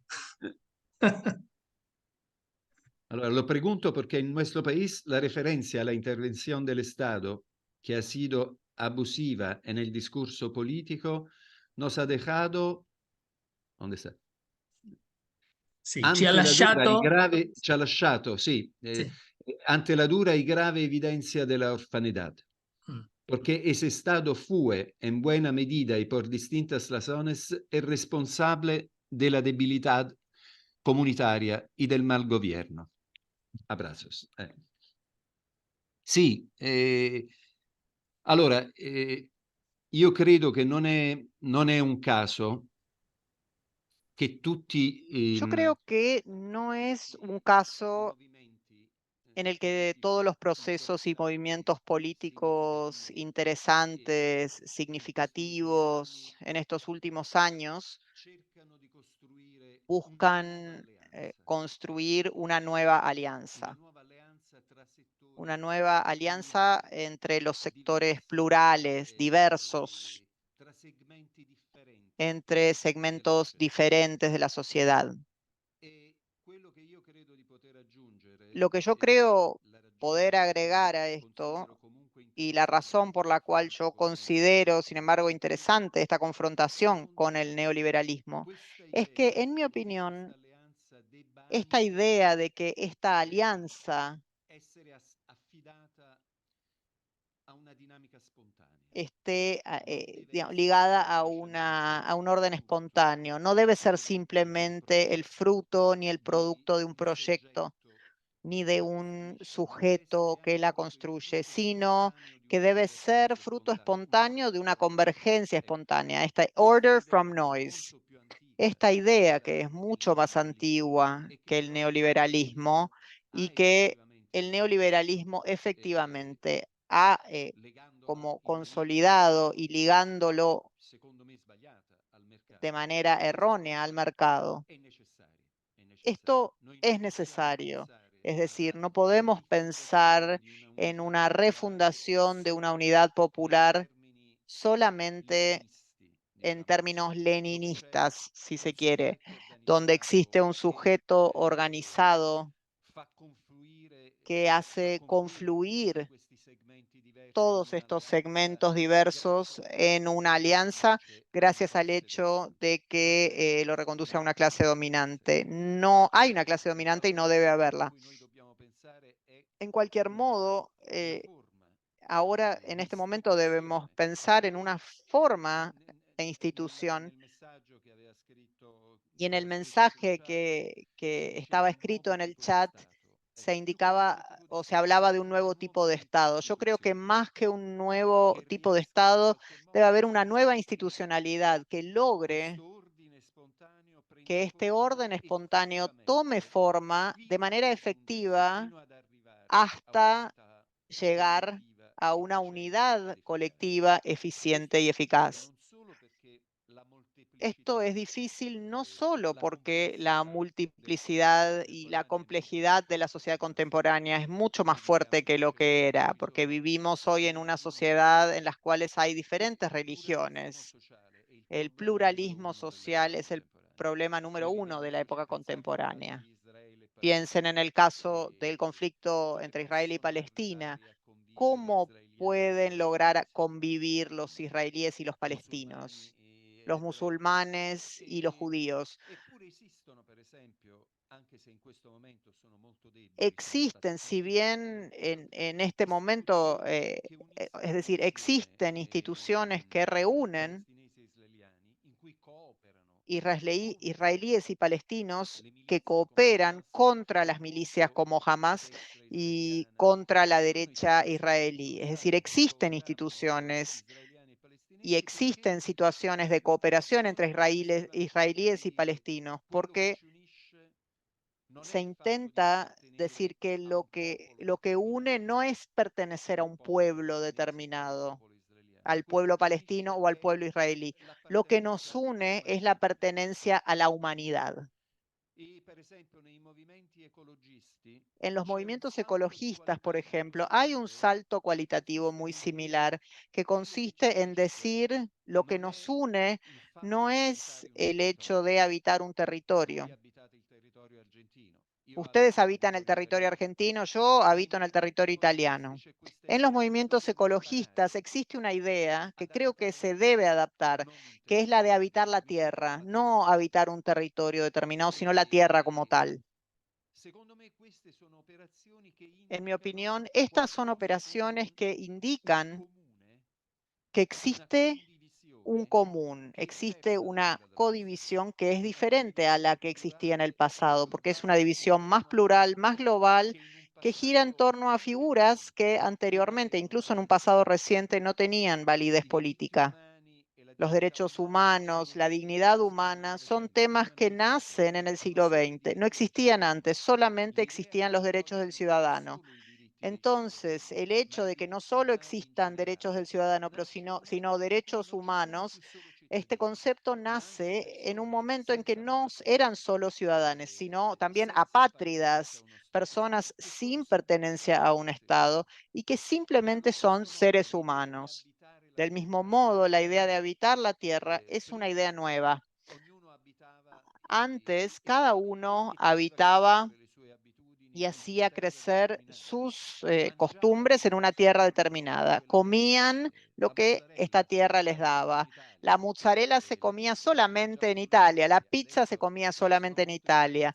Ahora hay más pizzerías en Buenos Aires que en Roma, no tengo dudas. Pero en mi opinión, estas son las primeras figuras, la humanidad y la tierra, como un modelo de nueva codivisión y también un modelo de alianza política de diferente tipo. Pero en este momento surge el problema de qué hacer mañana. de problemas más inmediatos. Y hay un tema de estrategia política mucho más concreto y mucho más inmediato.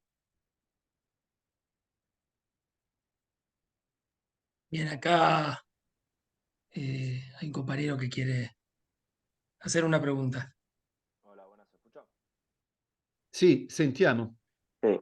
Ciao Massimo, vorrei chiederti come pensi che sia il surgimento della neolibertà, eh, e perché pensi perché causa si dà, se è per la crisi o per qualche altro fatto. Scusa, il mio italiano non è buono, ma se vuoi te lo chiedo in spagnolo. Allora, sicuramente nel momento specifico e contingente Seguramente en el momento específico de la contingencia del surgimiento de los neoliberales, sin duda está ligado a una crisis, a una situación de crisis institucional. quando i neoliberali in senso stretto, i fondatori del neoliberalismo, anche in Los America, fundadores del Eisenhower, neoliberalismo, aún en América von Mises, cioè, contavano pochissimo, erano o en molto Estados Unidos, emarginati eran nel pocos dibattito economico, oltre che politico, nelle dentro del università, debate nello económico y Stato, político, en la universidad y en el periodo Estado, della durante el seconda periodo. dopoguerra, in quei famosi 30 anni gloriosi, così si sono chiamati, in cui l'economia sembrava funzionare benissimo grazie all'intervento dello Stato, come era stato disegnato e progettato dagli allievi di Keynes, di John Maynard. Un attimo perché ho perso la traduzione. No, Ari, estoy acá, necesito 2 minutos, porque hace Ah, ok. 2 horas ya que estoy sin parar y no me No, da más el claro. cerebro. Necesito 2 minutos de descanso. Ya sigo, en 2 Ok. minutos No, no, retomo. no, ¿Vale? Cata, cortemos acá con la traducción y yo sigo la ultima parte, Massimo, se sei d'accordo, possiamo fare da pezzi Va perché benissimo, sì, va perché bene? Dai. Catalina sta andando via. No, no, sì, perché vuole riposare un attimo perché Ah, veramente bueno, claro. questo ci fa vedere come alla fine naturalizzare il lavoro di una compagna che ha fatto un lavoro Sì. enorme e deve riposare un po'. Muchísimas gracias, Catalina. Grazie infinite, veramente. Sì, sì. Sì, Niente, sì, dicevi, sì. allora, per 30 anni questo meccanismo istituzionale che univa l'iniziativa dello Stato e le dinamiche del mercato ha funzionato benissimo e ha funzionato sul modello di Keynes. E Keynes era un liberale, non era un neoliberale, ma era un liberale, e lui diceva: noi dobbiamo spingere il liberalismo fino a produrre, aquí tienes que traducirlo perché Sì, es sì, difficile, fino alla eutanasia del rentier. Capisci l'espressione? Fino a produrre l'eutanasia, la morte della rendita da capitale. claro, o sea, lo que dice Máximo es que en el dispositivo, digamos, de articulación, ¿no? Entre los intereses privados particulares y el Estado, digamos, en función, digamos, de la creación de una dinámica posible, funcionó durante el siglo XX con el nombre del estado de bienestar, digamos, ¿no? Es decir, y con un Sì, nombre, con un nombre detrás de ese estado de bienestar, que es el nombre de Keynes, que utópicamente, utópicamente lo agrego yo, utópicamente planteaba la posibilidad de empujar al liberalismo a un estado según el cual se propiciara la eutanasia de la renta, digamos, ¿no? La eutanasia esatto. finalmente de un aspecto del capital. Sì, al punto tale che in quegli anni in America, negli Stati Uniti, nella destra politica statunitense si diceva che i keynesiani in realtà erano comunisti mascherati. E nel periodo del maccartismo, per esempio, molti esponenti economici legati alla scuola di Keynes furono proprio espulsi dalle università perché dicevano Keynes scrive che lui vuole superare il capitalismo, quindi in realtà questi sono dei comunisti mascherati. Ecco.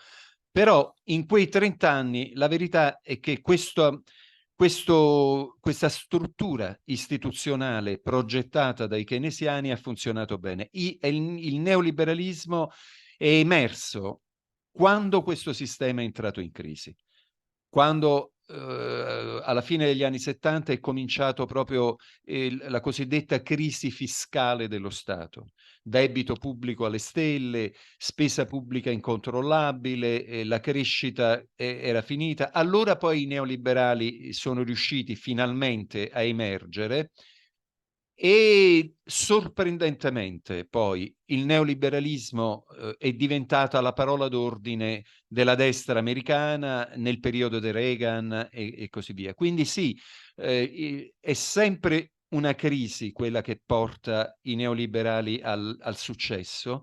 Sono sicuro che anche in Argentina l'emergenza, diciamo, del neoliberalismo in questa forma estremistica è legata a una crisi molto estrema. L'inflazione galoppante, gli scandali che ci sono stati e così via. Però la mia impressione è che questa è sempre volta per volta la causa contingente, ma che Allora, nel profondo... fermo un attimo per Sì, sintetizare.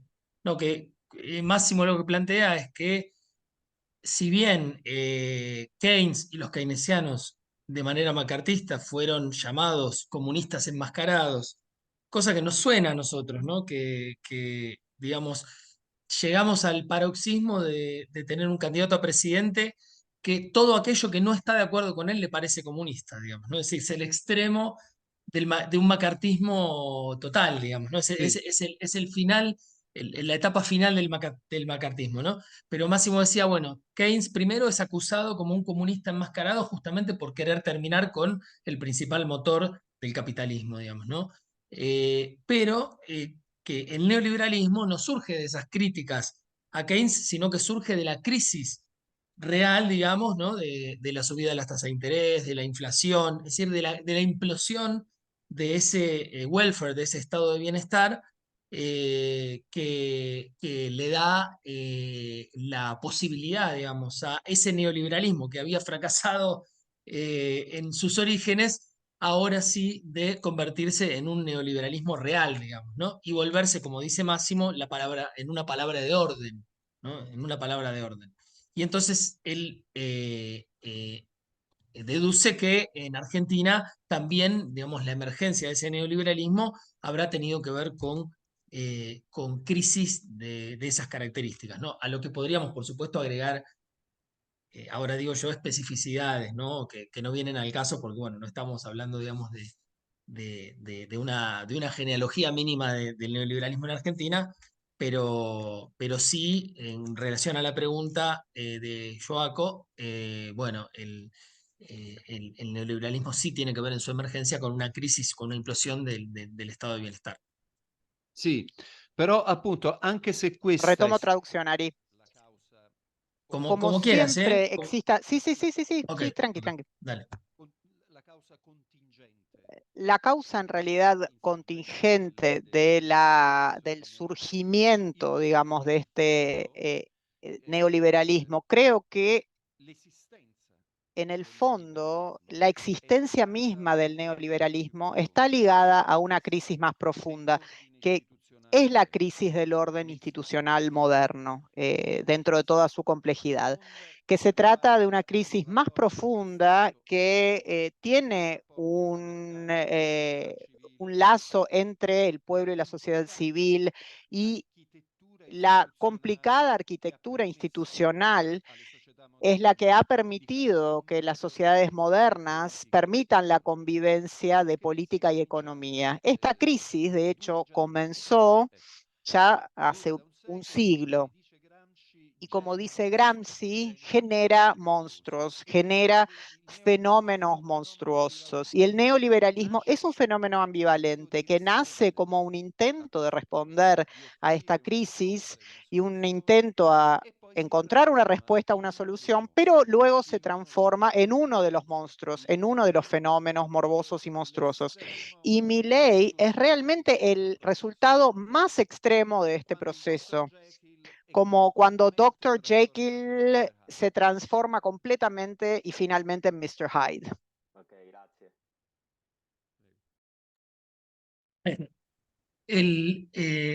Empezamos con Harry Potter y terminamos con Dr. Jekyll y Mr. Hyde. Sì. Bueno, yo en realidad, digamos, no quiero seguir abriendo cuestiones. Me parece que fue suficiente por hoy. Va a quedar un registro de esto y en todo caso sería interesante, sí, seguir conversando y en otra oportunidad volver a conversar con Máximo. Molto Eh, volentieri. Con mucho gusto. bueno, y en unas condiciones, espero, más aliviadas para nosotros, Sì, con el monstruo, al menos no a cargo de los resortes institucionales, digamos, ¿no? Con el sì, monstruo todavía del otro lado, y con todas las preguntas y la necesidad de reinventarnos, que yo creo que en el planteo, digamos, de Máximo hay esta idea de la necesidad de un nuevo imaginario, ¿no? De un nuevo imaginario de lo colectivo, que seguramente si tiene que ver con la articulación entre imágenes posibles del bien común o de lo común, ¿no? Y deseos individuales, particulares, ya no será la misma idea de lo común que se certo, sì. que se supo de alguna manera construir en el siglo XIX y tampoco la misma idea de individuo, digamos, ¿no? Claro, sì, Ese, sì, esatto. ¿no? Eh, Sì, sì, eh, sono totalmente d'accordo, sì. y entonces en esa, me parece que ahí en ese desafío nos quedamos, ¿no? Acá, por ahí tal vez para retomarlo, ¿no? Para retomar ese desafío, ¿no? Bene. Bueno, muchas gracias, Massimo. Grazie a voi e buona fortuna per domenica, mi raccomando. Gracias. Grazie mille. Terminamos con la B. Con la B que se Ok. hace así para desear Sì, suerte, ¿no? sì, Es buona, así. buona suerte. Buena suerte. Ci Bueno, un abrazo. vediamo. Que estén bien. Ciao, Gracias. ciao Grazie. e grazie. Ciao. Ciao, Chao, ciao. chao. Ciao.